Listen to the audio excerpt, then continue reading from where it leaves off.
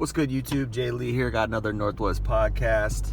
Today I want to talk about what women can do to stop the downfall of Western civilization. It's a nice day out, so I thought I'd just do a little driving vlog and kind of want to touch on some things that mostly women but also men can do to deal with what's going on in society, the downfall. And of course I believe it started with feminism. You know, a lot of what we see is ideological crisis, meaning it starts with the ideologies, because there's nothing that's more insidious than an ideology, and then also there's, you know, nothing that can be more empowering than an ideology if it's the correct ideology, if it's a moral ideology, right? If it's founded in morals, which is how you know if an ideology is, you know, defunct or corrupt, is it founded in morals, right? Which is why Christianity and traditional Christian values have been such a positive mainstay in human life and human existence for so many centuries, because they're founded in morals. They're founded in things that are fundamentally healthy, right? Well, you have an insidious ideology such as feminism, which is not founded in morals. It's founded in selfishness. It's founded in immorality, which, you know, tells women they can go sleep around and do whatever they want. And it's all good, right? Because it's her body, her choice. Tells them they can, you know, kill their children, etc., right? Abort your children, kill your children. Oops. Anyway, so that's an insidious ideology. That's an immoral ideology. You know, uplifts divorce, claims that a woman divorcing her husband is justified, and you know, uplifts no fault divorce. Oh, I just wasn't feeling him anymore, or whatever. And what does the Bible say on divorce? The Bible says don't divorce, right? You know what Jesus said in the New Testament. He says, don't do it. You're wrong to divorce. And why is that so important? Why is marriage so upheld in the Bible? Why is marriage such a cornerstone? Why is morality such a cornerstone in the Bible? Because it safeguards the family unit. It safeguards the children. It safeguards society, right? You have to have that solid moral foundation to safeguard things, right? If you don't, what happens? There's chaos. There's crime goes up. You know, we know statistically that the prisons are full of children who come from single-parent homes, children who come from broken homes, whether it's male or female prisons. That's, I think it's like 80 to 90%. They're full of people who come from broken homes, right? That's why it's so important. That's why God is so, in the Bible, that's why God is so adamant on marriage. And he's so adamant on not, you know, he's so against sexual immorality, right? And I understand what it is. You know, I understand the lure there. You know, I'm absolutely not, you know, perfect in that matter. I'm absolutely susceptible to lust, you know, and the pitfalls, and I've certainly experienced the pitfalls there with past girlfriends and bad habits, you know, porn, things like that. I've been down those roads, man, and it's a black hole. It sucks you in. It takes your life in certain ways, and, you know, it takes years off your life in certain ways. It takes it messes with your emotions, and if you have a bad relationship, it's horrible, you know, which is, if you have a foundation of lust, if the relationship is founded on lust, right, it's going to be a bad relationship. There's going to be a bad breakup. It's not founded on love. It's not founded on, you know, love and friendship and support, mutuality. These are the things that should be in a marriage, you know. And so we live in this society that just doesn't care about morals anymore. We're coming into that. We're coming into a society, and this is what happens when you place importance on money. This is what happens when you place importance on materialism, you know. And I would argue that women have a higher involvement in that. I would argue that women have a higher, you know, they're more responsible, because women are the ones who set the tone for what men do. Men do things because they want to get women, right? Men do things because they want to get a woman. And what do women do? Women are solipsistic for the most part. They do things for themselves. If a guy does things for himself, then he'll be pretty lonely. A lot of what men do, whether it's making more money, driving better cars, having a stable career, these are things to get a woman, because this is what women want. Now, I'm not saying that guys don't want security and guys don't want nice clothes. That's not the point. The point is that the drive, for the most part, is to get a woman. So women set the tone. So a lot of times, and you'll see this in you'll see this in poorer areas like the hood or whatever. You'll see guys are more attracted to dangerous lifestyles because they know that that's what women want, right?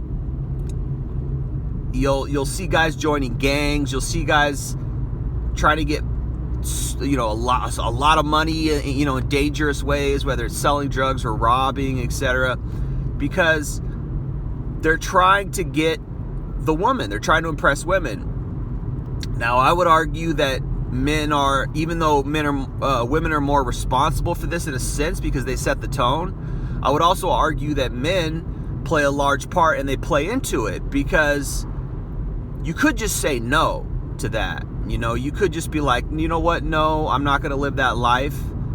I'm going to choose, even if I'm lonely, even if I don't ever get laid, or I'm just, it is what, I don't get a girlfriend, it is what it is. I'm just going to be I'm going to live a low key life. I'm going to be a loner, or somebody who is basically just, you know, chilling, because I'm not trying to put myself in danger. I'm not trying to put myself in harm's way. I don't want to go to jail, you know. But that's just, that's obviously an extreme example, but that's just one example of what men do to get women, right?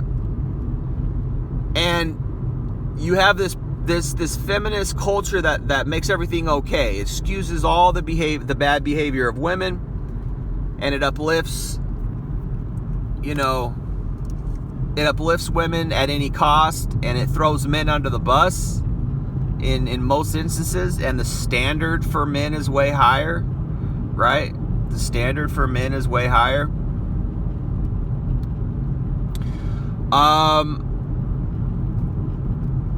So we see a lot of that motivation, you know, and a lot of it's financial. You know, we do live in a world that's getting increasingly harder to survive for the basic, you know, for the basic middle class, if there is such a thing anymore, although I've read that there is no middle class anymore. And so economics plays a role, but it's all tied into, you know, psychosocial and social sexual dynamics, because women want guys with money, right? And guys, if guys are suffering and hurting financially, they're not going to be able to get the woman. They're not going to be able to get the wife or the family or whatever, you know. So there's going to be a lot of lonely men, a lot of discrepancy in dating and relationships, a lot of women who are like, oh, you know, these men just aren't financially viable anymore. They're not financially attractive to me anymore. You hear women out here complaining about how, you know, men need to make, you know, six figures. Men need to make at least 150K, because really I've studied a little bit, but if you look at what is actually the middle class, it's not 60K anymore. Even though most people don't even make that, the middle class now is, you got to make like 140K or something like that. I've read recently, right? I don't know if that's 100% true, but it's not what it used to be, man. It's not. You used to be able to just go out, work one job, be able to get a 2-bedroom home. I didn't say apartment, house with a garage, 2-car garage, right? You didn't need a college degree. I mean, it's getting crazy. It's getting crazy. You got to have skills now. You got to, you know, and people are just selling their souls for careers. So what's the impact on marriage? What's the impact on dating? What's the impact on love and relationships? Well, a lot of it is people are just marrying for financial. It's a financial transaction. Oh, he makes enough money. He's got a good house. I'm going to be intimate with him. And I just, when you slap a label of love on that, right? Well, that doesn't foster a positive society. It doesn't foster a nice, you know, environment for romance and real love. You know, it's not sexy to, what are the questions that women ask men? What do you do for work? How much money do you make? What kind of car do you drive? Like it's like a job interview. There's no romance in it anymore. There's no wooing anymore. Is there? I don't see it. And this is what America has become, where we're letting this happen. You know, what do you do? How do you combat that? Well, first you have to recognize what the problem is, right? And then you got to go back to some essentials. You got to go back to some basics. You got to go back and say, hey, what are values? What values do we need? You know, what morals should we have? Ethics, right? And it's got to go back to traditional Christian values. It has to, because those are the bedrock, really, of the foundation of our country in a lot of ways, right? Now, you could argue and say, oh, no, America was founded on war and at the butt of a rifle. Okay, true. But so was every other country, right? That's just how it was done, right? But we had a period in our existence where we did have a good culture. We did have a good moral culture for a while, for a few decades there, right? Yes, there was the opulence of the 1920s, which crashed in the 1930s with the Great Depression, right? So we see we see lessons there. What can we learn from the failures? We can learn that selfishness, greed, lust, extravagance, opulence, these type of things are not healthy for a culture, for a society, for families. And then what did we see in the 1960s? We saw and 70s. We saw the insidiousness of ideologies creeping in. And we saw a little bit of that in the 1920s with the Red Scare. It might have been the 1940s, excuse me, with the Red Scare, communism creeping in a bit, which it has and it did, and it's extremely insidious. Marxism, that ideology, you can study. Stefan Molyneux did a wonderful write-up, or not write-up, but a wonderful video on Che Guevara and the evils of Marxism, and I think they canceled Stefan for whatever reason. They called him a racist or some crap. But he's done wonderful studies on intersexual dynamics. He's done wonderful studies on communism and these evil leftist ideologies, which are absolutely the enemy. And they're insidious because they seep into the fabric of our culture. And feminism is one of the biggest ones. 1960s, 1970s. If you look at the divorce rates between 1950 and 1980 or something like that. I think it almost doubled. It went from like, I think it might have been 29%. I'm not, either 29 or 39%. I think it was 29% in the around the 1950s. And then it shot up to about 49-50%. I think at its highest point it might have been 59%. Not 100% sure on that. You'll have to Google it and double check on that. But it shot up. It shot up at least 10%. At least 10%. Maybe it didn't double. Excuse me. But at least 10% it shot up. It was definitely not 50% like it is now in the 1950s. For sure it wasn't. I think it was either 29% or 39%. But it shot up. And that's just basically because of feminism, which told women, oh, it's my body, my choice. At the same time, it demonized men, demonized masculinity, attacked the patriarchy, quote unquote, which really there's no such thing as the patriarchy. There's no such thing. There's no such thing as a conspiracy of men to get together and control the world. I mean, that's just silly. No, what men have done, yes, men run the world. That is true. But it's not a conspiracy.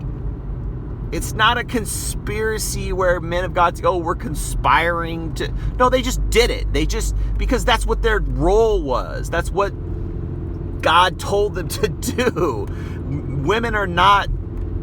Anyway, we all know this, right? We know this, that women are not men, men are not women. There's different roles, there's different behaviors. Yes, a woman can do a lot of what men can do, respectively, within the physical limits, etc. That is true. Women are humans too, and I'm all for the concept of equality. I'm all for the concept of fairness, etc. I'm all for that. But what I don't like is the lie that women are the exact same as men. They're just not.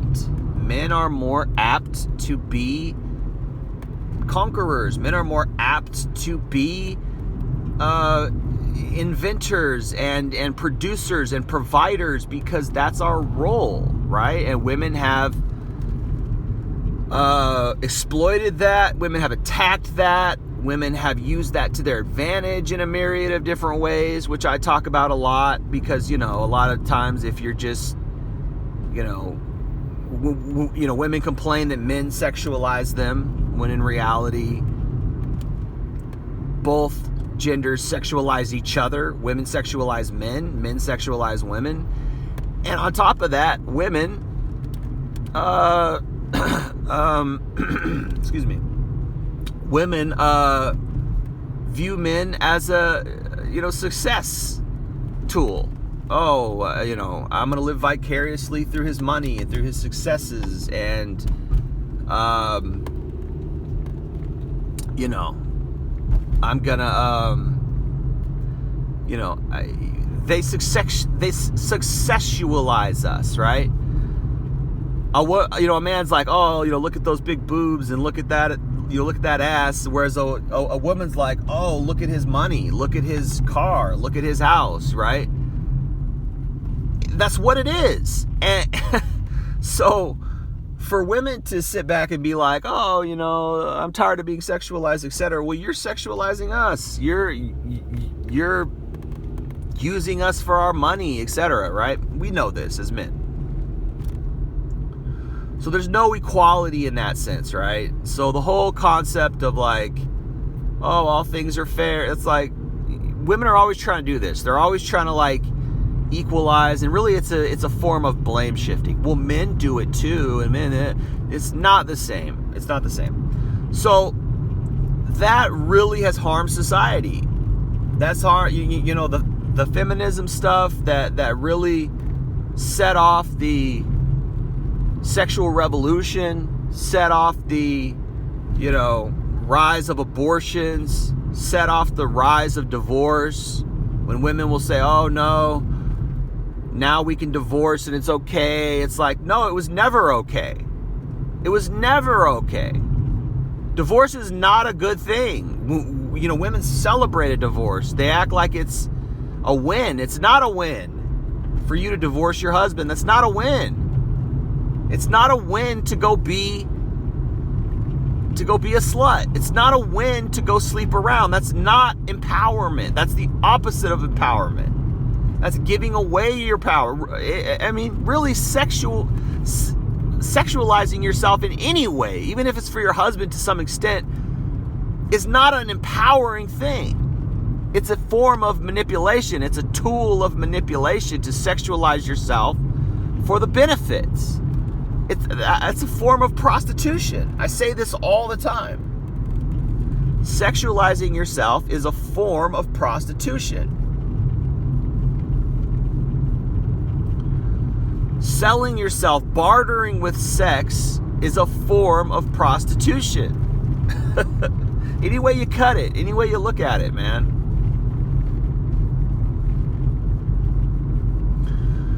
So that was a lie. That was a lie of feminism. Absolutely 100%. That's a lie.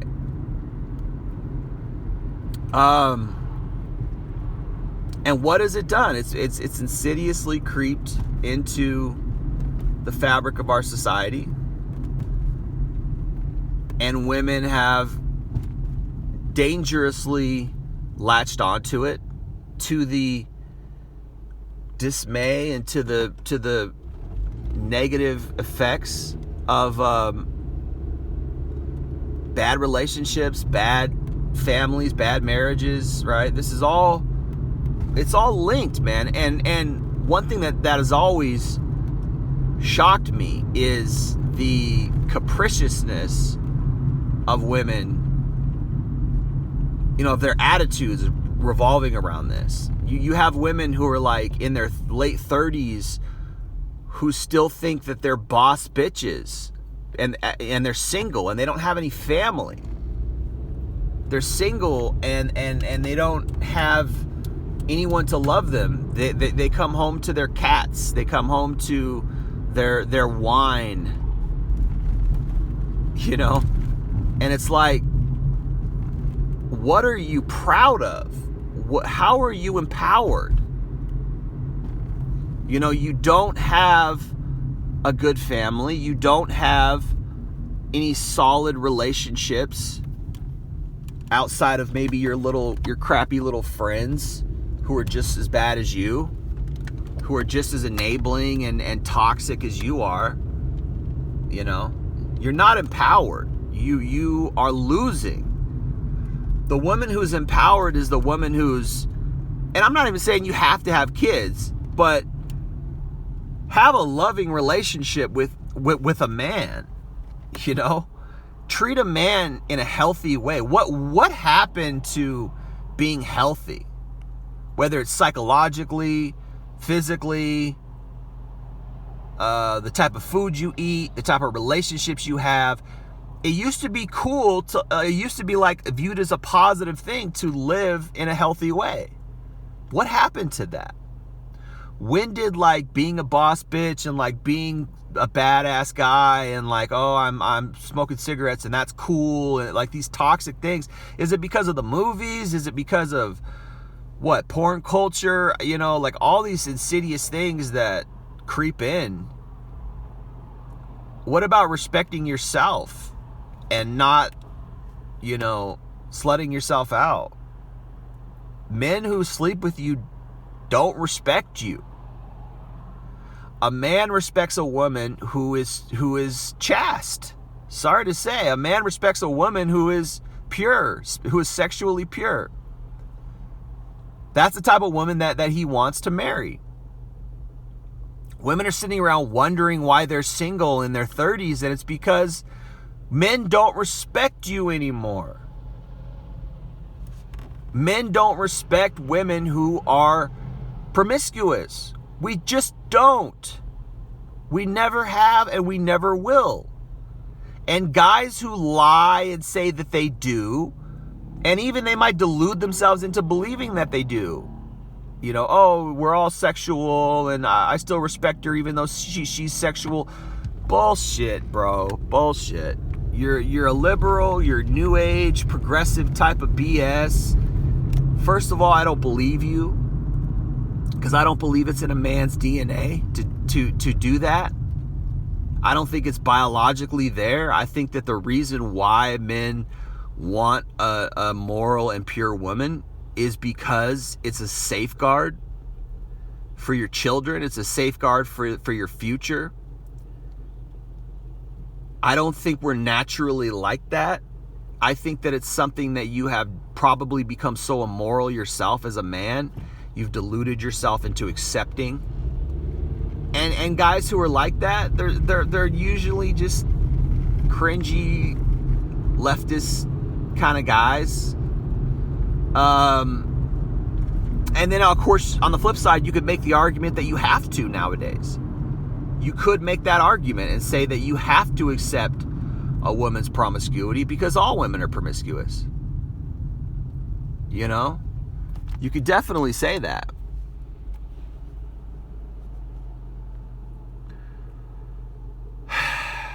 You could absolutely say that.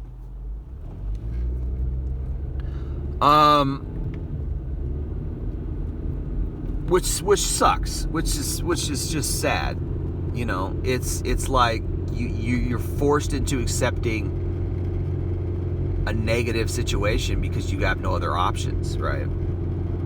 And men, they don't want to be alone, and so they just accept whatever comes along, and then you get this used woman who thinks that she's so ahead of you, who thinks that she's so above you that you have to accept all her negative baggage and all her past, even though she's really not worthy of a relationship and she's not worth it in a relationship. But because she has sex and she's bartering with sex and the man doesn't have sex because he's lonely or whatever, he just grovels and takes what he can get, and that's weakness. And so men play a part. Men are complicit with the problem because they don't have a backbone, and the guys who are sleeping with these women are the chads. They're the bad boys, because the guy who she settles down with is not the guy that she sleeps with on a Saturday night. No. And what's funny is that, see, women have different categories of men that they want. There's the bad boy guy that she just wants to have sex with. And then there's the nice guy, docile guy, who she wants to have a relationship with because he's steady and he's predictable. She knows he's not going to cheat on her because he can't get anyone else. This is a secret that women won't tell men. A lot of the times when they get in relationships with guys, it's because they like the fact that he can't get anyone else. Because women like to control and manipulate relationships. This is female nature 101. So a lot of times she'll get into the relationship with the guy because he's predictable, steady, docile, a good provider. He's weak enough to where she knows that he's not going to cheat on her. He accepts her past. This is the quote-unquote perfect guy, right? But he's really not the perfect guy because he really doesn't have a moral foundation. If you have a moral foundation as a man, you're not going to accept a woman who's highly used. You're not going to accept a woman who herself doesn't have morals. And so this is the problem that happens when you remove values, traditional values, moral values out of the equation. This is the problem that comes in, is that you have to start accepting all this stuff that you normally probably wouldn't accept. You have to start, you get conditioned to accept things that are not normal. It's not normal for mommy to have a body count of 50. That's not normal. It's not normal for mommy to have had trains ran on her in college. That's not normal. It's not normal for mommy to have an OnlyFans. I've seen girls with OnlyFans who are on social media advertising their OnlyFans with children, pictures of their children on their profile. absolute insanity. They're so warped, and they've normalized immorality to such a degree that they don't even see the problem there. And this is what happens when you don't have a moral compass. This is what happens when you throw away moral values and traditional values. This is the result. The result is anything goes. The result is, oh, you got to accept me for all my, and then you start to wonder, do they even know the difference between right and wrong at this point? There's a verse in the Bible that says, woe. Damn, that sun is bright. There's a verse in the Bible that says, woe to the person who puts good for bad and bad for good. Something like that, right? Meaning, there are people today who think that bad is good and good is bad. That's how unhealthy we've become morally and as a nation, right? No, I'm not saying everybody's like this. There's plenty of millions of people out there who are just living their life and have found a decent partner and it's all good. But I fear that our culture and the degeneracy of all this kind of stuff is really, really affecting many people. Really, really affecting many people. So men play a part as well. And so what can we do? Well, you got to know the truth. You got to know what the values are. You got to know what things to avoid. And don't sell out those values. Where a lot of men go wrong is they sell out those values and say, you know what? I'm lonely. This is all I got. This is the only option I got. Is this promiscuous woman who, her promiscuous past, and then this, that, and then they just settle, right? And but the problem with that is for the rest of your life, now you have this used goods. Now you got this baggage. Now you got this liability, right? She's a liability now. Now she's a liability to you. Is she going to cheat on you? Is she able to pair bond? Is she going to be happy with you? Is she going to know how to treat a man? Chances are no. Chances are no. And so we're complicit insofar as we accept what we accept, right? And the parents are complicit. The parents are complicit in raising these monsters. Okay, I'll give the parents somewhat of a pass a little bit, because our culture is so bad. The pop culture is so bad. The music and the movies are all so bad. We've thrown out values. We've thrown out artistic things for just nastiness for the most part.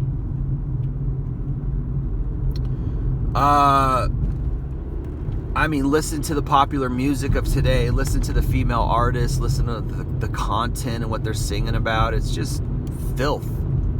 Absolute filth, man. So,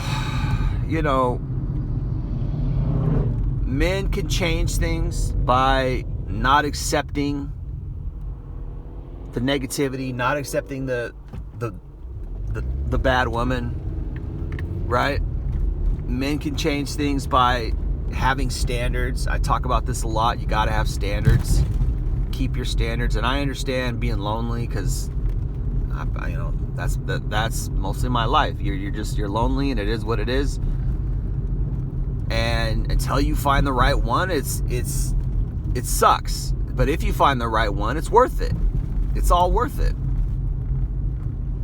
If you find the right one, hey, I've been blessed, and probably should pray for it, right? Pray for that decent woman. But then when you're around a woman who's not so decent, you realize, oh man, it can get bad, right? It can get bad. And what is out here? What is out here? You got this the people who are trying to corrode the values of America are working hard. They're working hard. I think it might be, I can't remember who said it. It might have been Bob Marley, or it was maybe John Lennon or some shit like that. But it was, he said something like, the people who are trying to hurt America, they're working hard. So I need to work hard. You need to work hard. In what way? We need to uphold values. We really do. We need to uphold values. So you need to work hard in that regard. We have this negative, insidious system, and it might be worse now than we even realize. It might be worse than we really understand or could ever know. If it's taken hold into political systems, if it's taken hold into, educational institutions, things like that, worse than we know. It's systemic at this point. The left is always, and feminists are always arguing in projections. They always project, and one of their tropes is they like to say, racism is systemic. Well, you know what? I argue that sexism is systemic against men. Sexism and against even white males is systemic. And it's like that on purpose. The people who have a vested interest to harm our country, to harm the institution of marriage, to harm the purity of love and relationships, and to make it transactional, to make it about finances, to make it materialistic, right? To make all these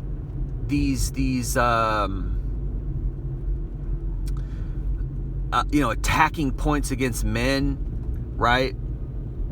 What is that aimed at? It's aimed at destabilization.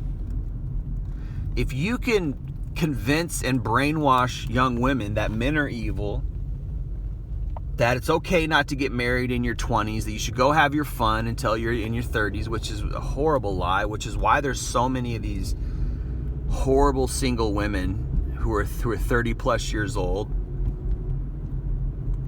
who have no husband, have no family, no prospects, and just hate men because of it, and they end up with these overweight, loser, liberal type guys who support and uplift,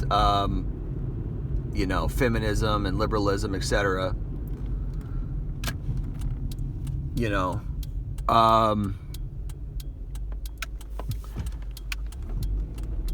This is planned destruction. This is systemic planned destruction.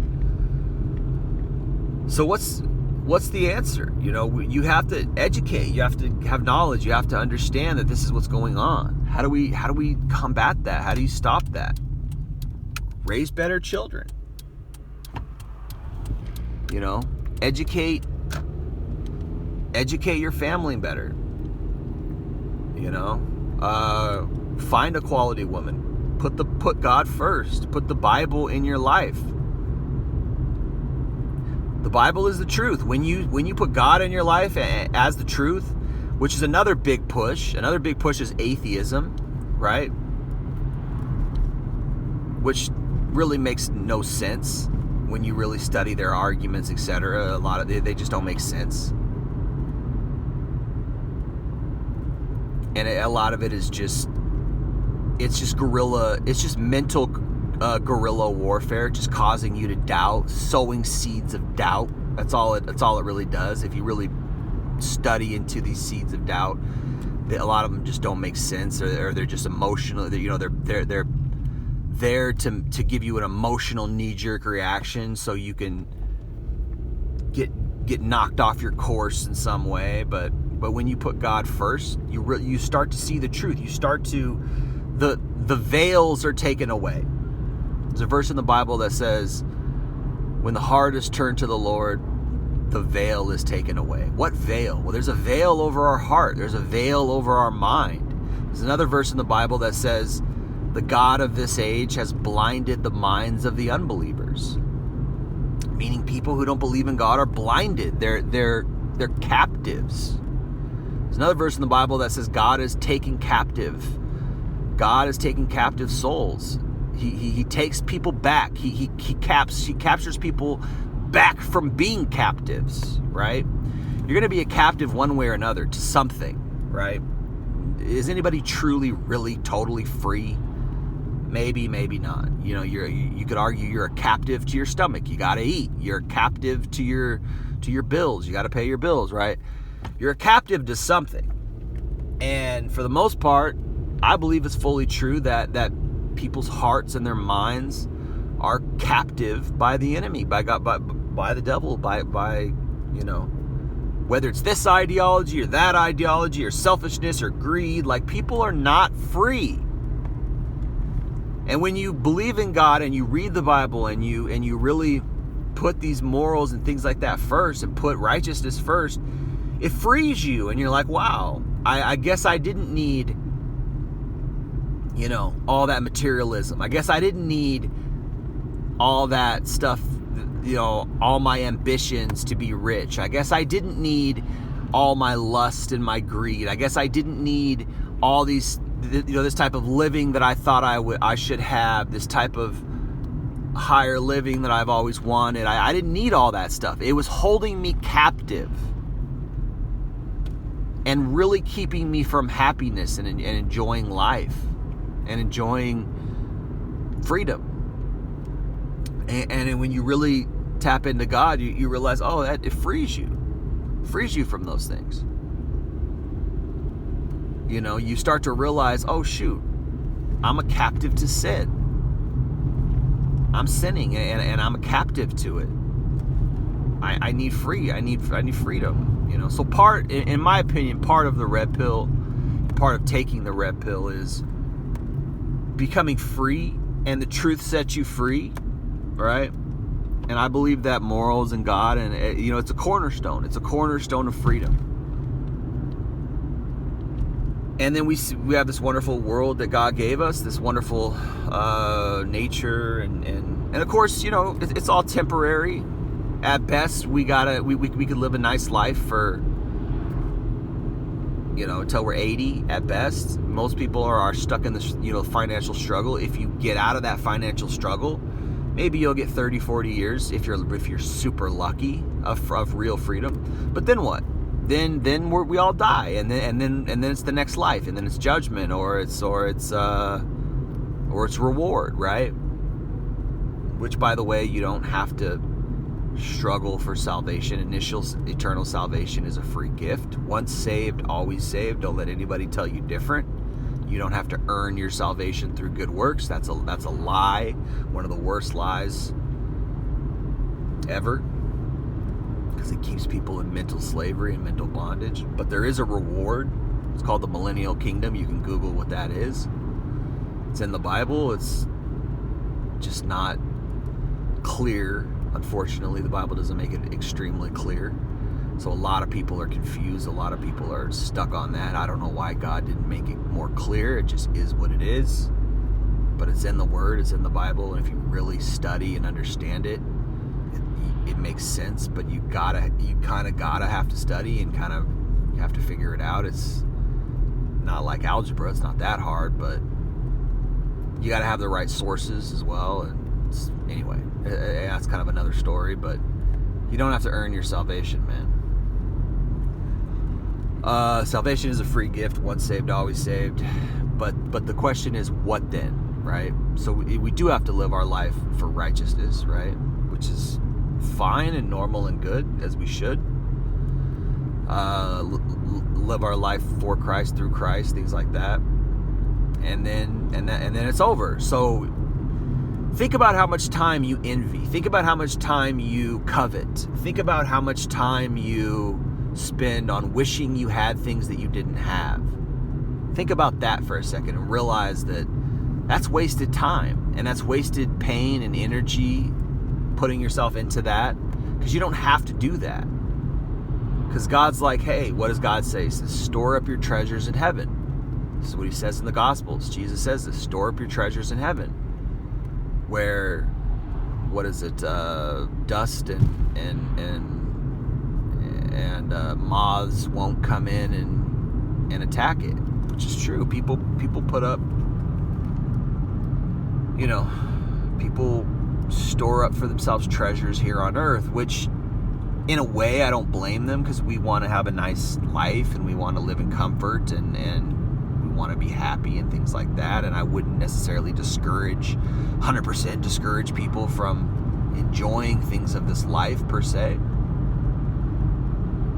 But also, you only get 80 years if you're lucky, 90 years if you're really lucky, right? And the last 20 years, after you're 70, it's really probably not that much fun anyways, right? Your body's deteriorating, your mind's going, probably got sicknesses, and you got to worry about falling, and you can't exercise anymore, things like that, probably for the most part, most people. And you worked your whole life, so your body's broken down, and you're tired, and you're sick of shit, and you still got to deal with normal everyday shit. And hopefully you're retired and you've got enough money to just chill, hopefully. Of course, that's coming into question for a lot of people, but the point is, do you really want to always have all your eggs in one basket? This is what my mom used to always say. You don't want to put all your eggs in one basket. Right?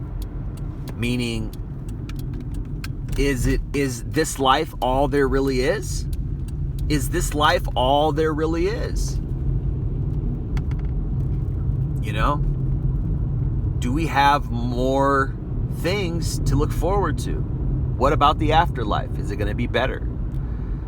I drive around out here, and this is kind of what you would call maybe quote unquote country somewhat for my state of Washington, and I'm looking around, I'm like, man, I'd like to live in one of these houses. That'd be cool, chill, and, But is that all there is? To live a nice little happy life, and I've suffered a lot in my life, and I know there's people who have lived nice lives, and they don't suffer that much. And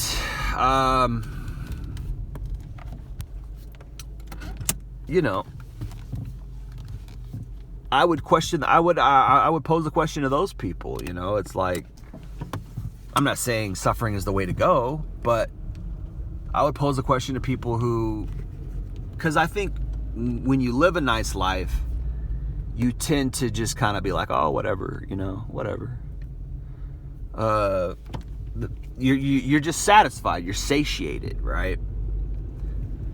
I think to be a good Christian, you really kind of have to suffer a lot, because it causes you to seek out for something better. It causes you to cry out for a deeper need, a deeper inward need that a lot of people don't cry out for, because they're sort of inundated, or they're pacified with their own current momentary happiness. And I say momentary because let's say you live a wonderful life for 80, 90 years and then you die. It's momentary. 90, 100 years is not a long time. That's really not a long time. You realize that when you get older. You're like, when you're 10, 15 years old, it's, 40, 50 years old, it feels like eternity. It feels like, that's so long from now. But when you get older, you realize how fast life goes. You realize how fast it goes, and you realize how quick. And it's like a vapor. It's like a vapor on a glass. I like to look at old pictures and old videos and things of people in the past. It's interesting to me. And you realize, you just start to realize how transitory life is. Life is so transitory. It's so fast.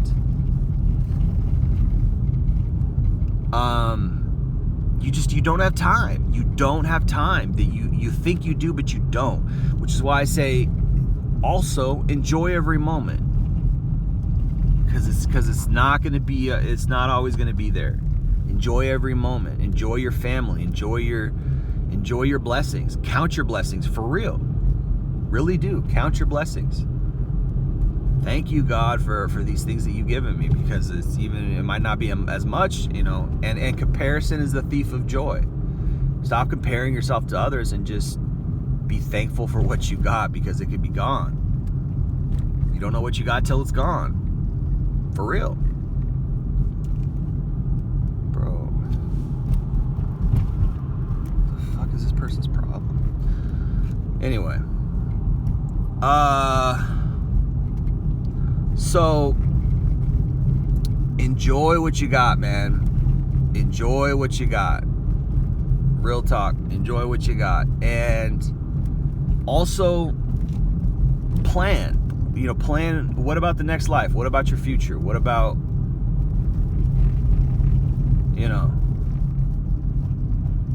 what about,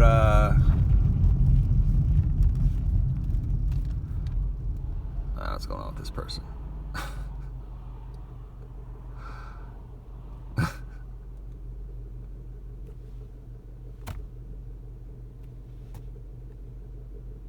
I don't know what this dude's doing. I think this person is trying to be a dick or something. But anyway, past me on, I'm going down a residential, and this guy's going like 40 down a residential and shines his lights on me.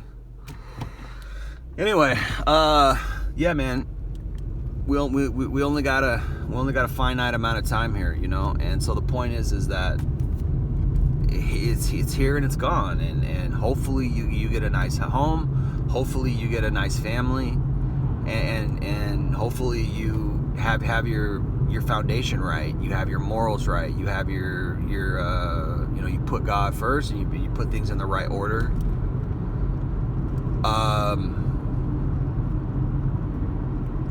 And that that'll help to that'll help you through your journey. That'll help you through the journey of life. It really will. And life is full of sufferings regardless. People suffer, we suffer. It is what it is. But again, I would say to people who, let's say you live a great life, you live a nice little life for 80, 90 years, then what? Then we have an afterlife, and what are we going to do then? What's your goal and your plan then in the afterlife? We don't know. All we know is we got this book that says, hey, this is what it's going to be like. This is how you should live your life because it pleases God, and you'll be rewarded by God if you live it the right way, and that's the universal test. We're all being tested in a way. This life is a test in a lot of ways, and there's many times when I wish that I could be ignorant, like Cypher in the Matrix. I wish that I could be ignorant. I wish that I would never became a Christian. I wish that I never read the Bible in some ways, because then I'd be happy. Then I'd be, that whole saying, ignorance is bliss. But I think that, you could look at it like that, or you could also look at it like, I'm thankful that I was given this gift of enlightenment. I was given this gift of spiritual knowledge, because then a lot of times I'll look at people who are, even people, let's say they live a nice life. Let's say they live a nice life, right? They're still ignorant, right? Is ignorance really bliss? And then let's say you don't accept God, and then what? And then these are hard questions to answer, because you got to ask, like, well, why didn't God reveal himself to that person? Or why didn't, and these are all, it's all in the Bible. Read the book of Romans. It's like, we're just thankful that we were chosen. We're thankful that we were predestinated, it's called predestination, but it's a positive. It's something you got going for you, right? You might not have much else. God might have not blessed you in certain ways, and you look at other people and you're envious and you're covetous and you're like, gosh, I wish I had this person's house or this life, or I wish I made more money, or I wish I was better looking, or this, that, and the third, right? But then you also think like, well, wait a minute, these people don't have God. So even though they have all these things, they don't have God. And you do. That's a treasure.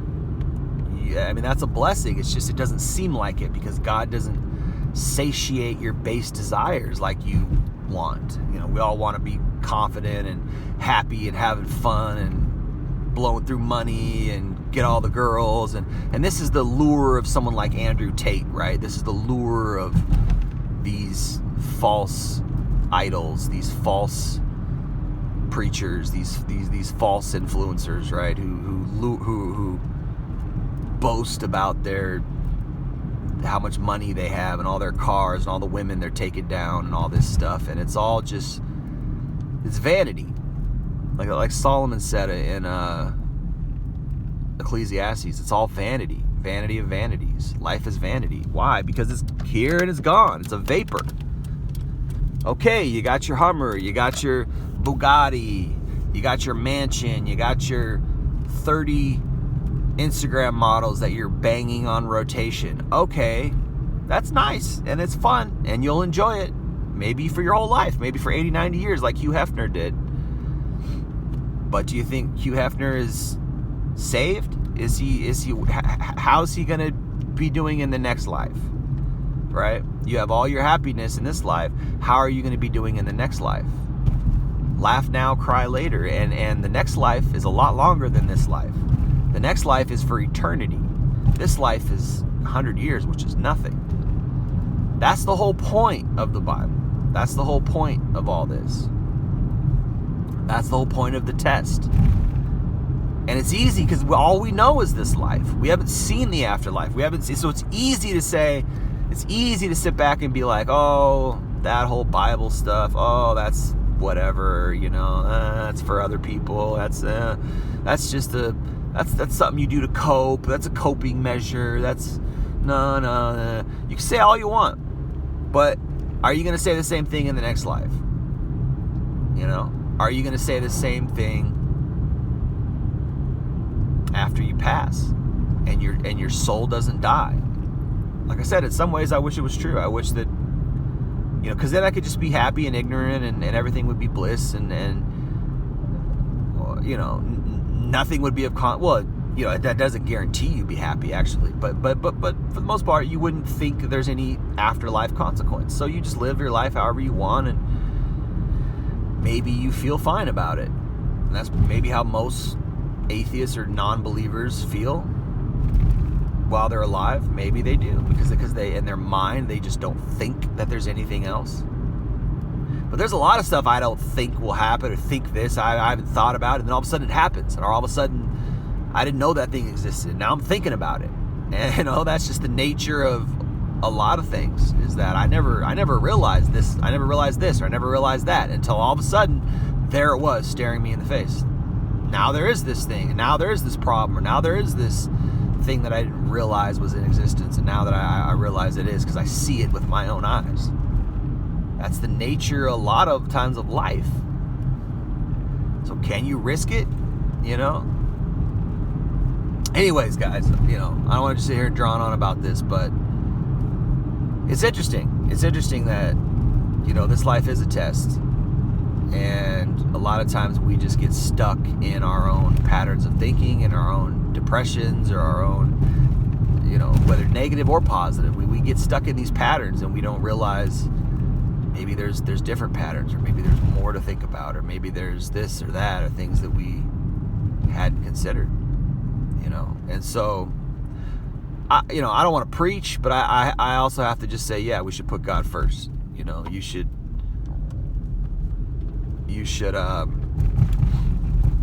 be content with the right type of values, and I would have to say that part of the red pill is just the truth overall. And if we really want to be adherents to the truth, or the truth does set us free.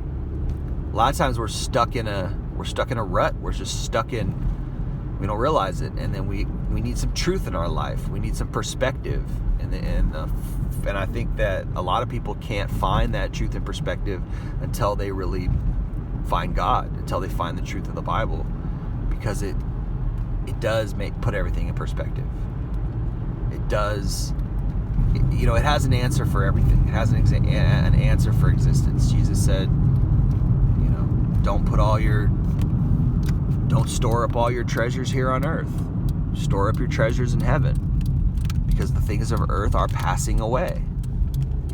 If you read the whole Bible, it's synergistic. It all just kind of fits. Everything on this earth is passing away. It's just fleeting.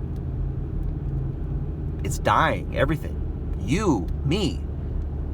Our cars are depreciating. Our houses are depreciating. Our relationships will not last forever. Our family will not last forever. These things are transitory. What is eternal? Let us focus on what is eternal, right? Anyways, guys, I appreciate you. I appreciate the earth that God has given us, nature. I appreciate love and family, the truth. I appreciate the fact that God has given me the truth, that I do have the Bible, that I can store up treasures in heaven. I can store up experiences that will last for eternity, as opposed to fleeting experiences. I remember I used to be happy in a lot of things, man. I had a lot of friends when I was younger. I would go out and do fun stuff. I remember I had days that were just so idyllic. Going to the beach, basketball tournaments, eating out at restaurants, enjoying fun family times. These are all what people seek after, these type of things. And it's nice, and it can be very idealistic. Trust me, it can. But is it ultimately deeply fulfilling? Is it eternal, lasting? No, I don't think so. I think it'll fulfill you for that day, and then you'll have a good time. But when I touch God, and when I touch the deeper things of spirituality, I'm filled deeper. I'm satisfied in a more real, healthy way. That's just my testimony. That's my truth. And I believe those things and those experiences will last forever. How much time do we spend on things, again, that are transitory, that won't last forever? How much time and energy and planning and saving and fretting and anxiety, all these things that are part of life, how much do we spend on things that are just going to dissipate someday? They're just going to be a momentary whatever, a momentary enjoyment, a momentary whatever, right? But if we enjoy something that's eternal, I think that it's just a much better prospect, and I think it's more fulfilling. I think it's more deeply fulfilling. I really do. From my experience, that's been my experience. So that's my word. That's my testimony, guys. Definitely appreciate if you listen this far. Definitely appreciate. The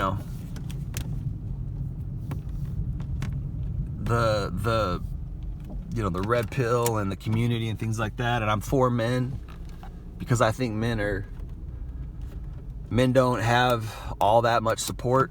Men don't have all that much guidance even. I think guidance is something that's in short supply in general in the world. True, real guidance. And I'm not saying that I am necessarily a guide. I can just point you in the right direction, maybe.